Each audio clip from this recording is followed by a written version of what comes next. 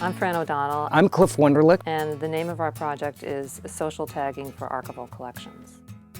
It's really well known that Harvard has a lot of unique material that either has no, little, or inadequate metadata. Social tagging and crowdsourcing types of opportunities have been useful in other situations, and we're hoping that this will be a useful tool not only for an individual researcher, but for an individual researcher to then share that information with other people. The reason we wanted to try social tagging is to increase the amount of information we have about our collections. I brought an example of one of our archival collections.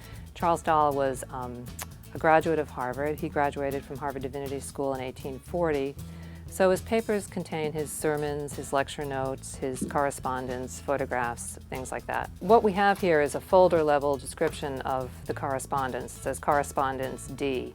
And the folder contains people who wrote to Dahl whose last name began with D.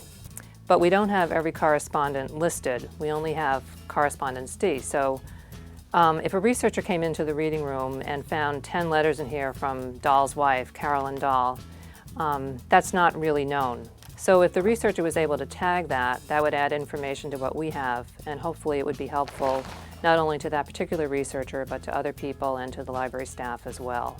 The collection is described now in something we call a finding aid. The finding aid is on a site called Oasis, where most of the finding aids at Harvard are listed. In order to make it possible for people to tag the collection, a JavaScript bookmarklet was created. And the JavaScript bookmarklet automatically brings up the title of the collection, and it contains a box where people can add tags. And there's also a note field where they can add additional information. And that information is stored in a new web application, and people can get to these tags through a search box.